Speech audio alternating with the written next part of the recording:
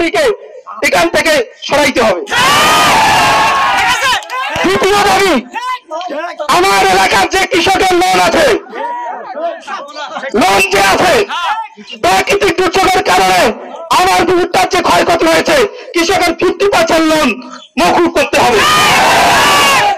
তৃতীয় দাবি, অত্র এলাকার ভুট্টা যেহেতু সমস্যা, এটা 3টা ক্যাটাগরিতে ভাগ করতে হবে, ভালো মন্দ খারাপ, এবং ভালো মন্দ খারাপ এইটা রেট বসাইতে হবে, রেট বসায় এই ভুট্টা ক্রয় করিতে হবে।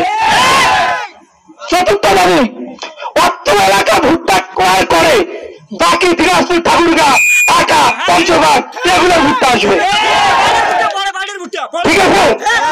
পঞ্চম দাবি, আপনারা আমার দাবি মানা নাই, এই কৃষকদেরকে লোনের জন্য চাপ দিবেন, সেটা আমি মানব না। আপনারা মানবেন? আগে তার সমস্যার সমাধান হবে, তারপরে ব্যাংকের যে লোন আছে 50% লোন মকুবের কথা বলবেন, তারপর কথা হবে নাকি? তাহলে চলে টাকা নেই নেই।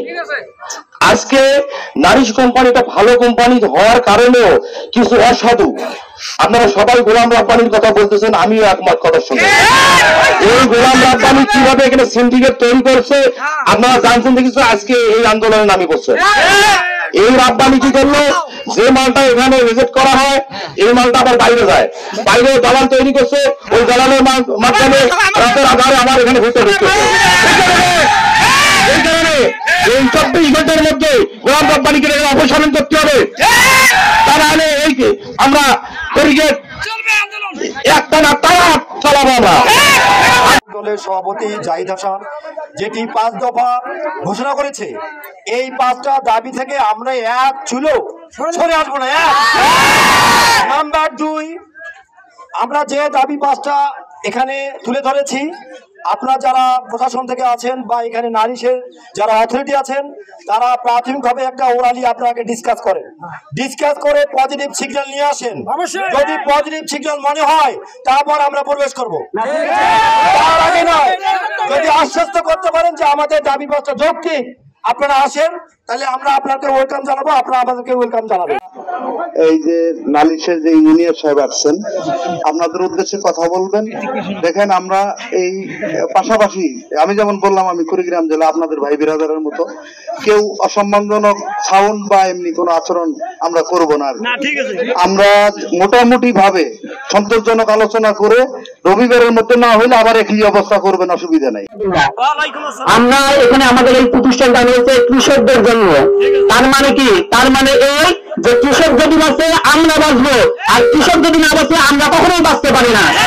আপনাদের যে ফসলের ক্ষতি হয়েছে এটা আমরা সবাই জানি, এবং আপনাদের এই ফসলের ক্ষতি হওয়াতে আমরা সঙ্গে সঙ্গে আমাদের ঊর্ধ্বতন কর্তৃপক্ষকে বিষয়টা জানিয়েছি, এবং আপনাদের ভুট্টার যে এই অবস্থা, আমাদের যে ভুট্টা রিজেক্ট করতেছি সেটাও আমরা কর্তৃপক্ষকে জানিয়েছি।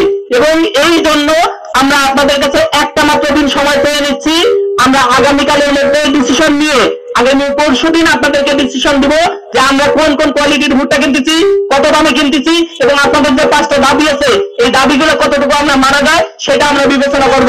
এই দাবি আদায় না হওয়া পর্যন্ত আমাদের এখানকার সম্পূর্ণ মাল ক্রয় করা বন্ধ থাকবে।